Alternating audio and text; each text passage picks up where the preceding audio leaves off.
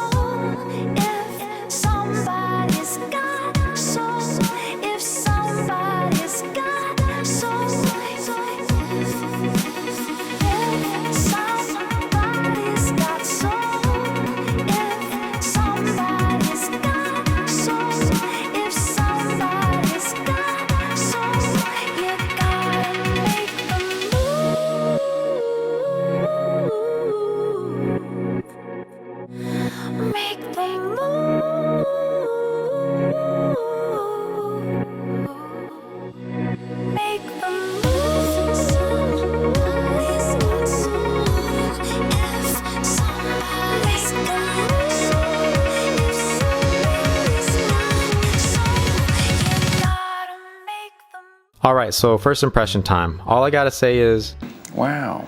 That's pretty much it for the video. I'll catch you guys on the next. Just kidding, but real talk, the Drop Carina actually has a surprising weight to it. Coming from Muncher Gamma K acrylic keyboards and just looking at the Carina's pictures, I expected something much lighter, so this was a pleasant surprise. The acrylic casing is very thick and dense. It doesn't feel cheap at all. The Carina features a tray mount design, so the PCB is affixed directly to the case with brass standoffs, and the plate is secured to that with screws. The construction is rock solid and there's no play whatsoever. The PCB and plate are also even and centered. I'm extremely impressed with the build quality here. The Drop Carina has a length of 292mm, a width of 104mm, and an overall height of 38mm when measuring to the top of the case. On my scale, it weighs in at 846 grams with the brass plate, Holy Panda switches, and Skylight series keycaps. As for the Carina style, it has a very understated look with its soft edges and rounded corners. It kind of resembles your standard GK61 or really any run-of-the-mill Chinese 60% board. The most significant difference here is the translucent acrylic case and the RGB, which we'll get to later in the video, but here's a quick sneak peek.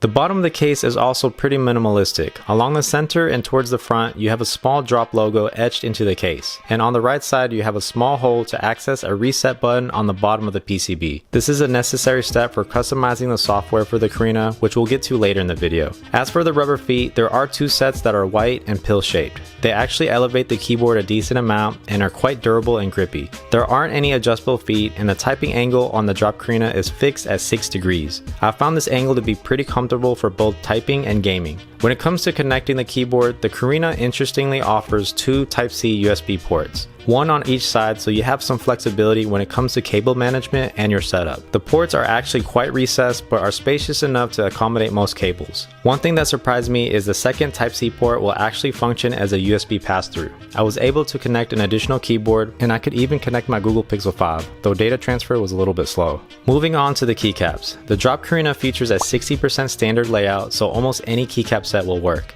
Here I have a set from Drop Skylight series and they retail for $45. I chose the white colorway for the Carina in order to complement the RGB, but keep in mind there are 4 other sets available and they do include enough keycaps for a full-size keyboard. I actually did a full review on these keycaps already on my drop enter video, but long story short, I think they're pretty good and they check almost every box you could possibly want for a keycap set in this price range. They're made of double shot PBT with fairly thick walls, have clean shine through legends, and the texture is a nice balance between smooth and grainy.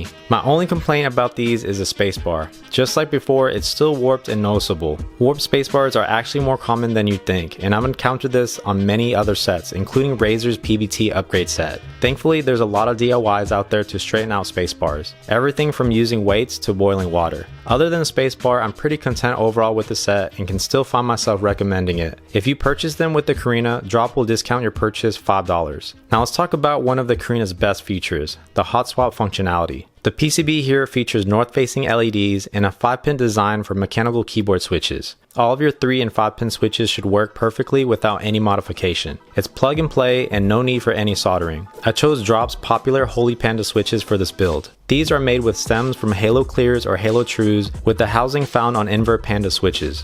The Holy Pandas are some of the most highly regarded tactile switches in the mechanical keyboard community. They have developed somewhat of a cult following, and because of that, they're also some of the most expensive switches you can get today at $85 for a set of 70. That's over $1 per switch. Regardless, these really do provide an amazing experience and they're super satisfying to type on. Here's a quick sound test of the switch itself.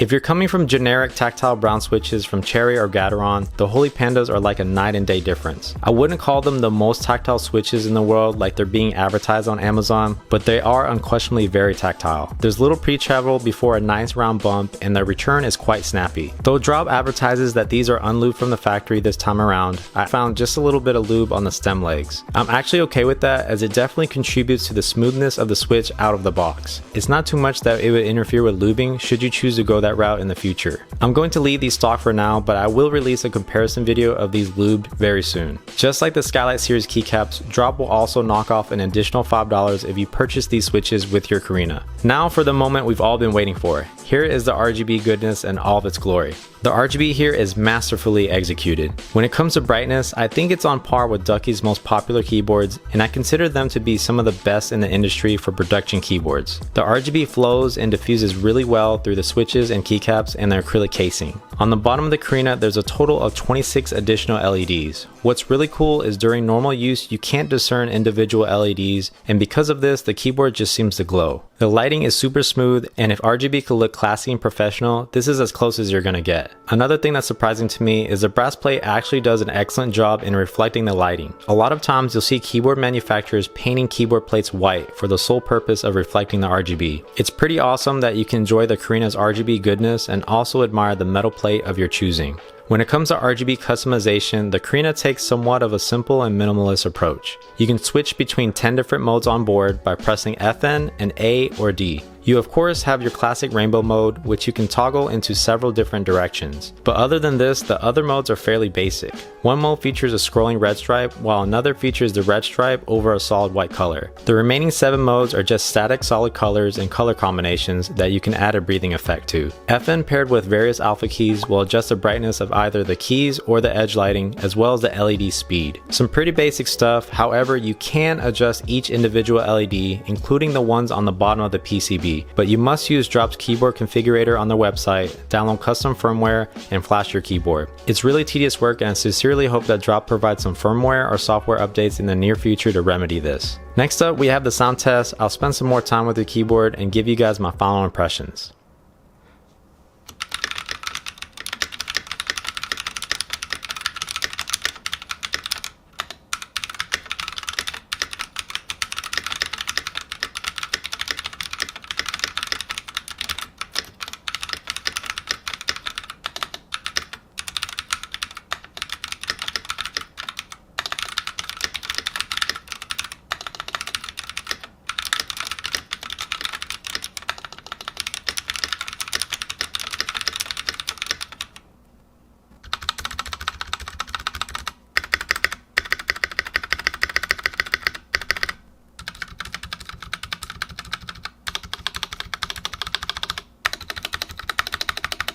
Alright, so what are my final impressions with the Drop Carina? I thoroughly and surprisingly enjoyed my experience with this keyboard. I say surprisingly because I just didn't expect the acrylic casing to be this durable. Overall, the build quality and tray mount design of this keyboard is just superb. It really is. There's absolutely no play whatsoever. The plate and the PCB are centered and aligned perfectly within the case. The tolerances for all these components are very precise. The crazy thing is, I can't say the same thing about my Novel Keys NK65V2, and that's one of my favorite keyboards. The Carina has very little case ping, and the included stabs are actually not that bad. I lubed mine with a little bit of Krytox 205 grade 2, and they perform really well with little to no rattle. I can see a keyboard enthusiast wanting to upgrade these, but for most people they should be more than enough. Okay, now let's talk about some of my negatives. Just like every 60% keyboard out there, you activate the additional keys of full-size keyboards by using the FN button to access a second layer. The layout here is somewhat non-traditional, so you'll probably end up remapping keys at some point. When it comes to customizing the Drop Carina, it's not very intuitive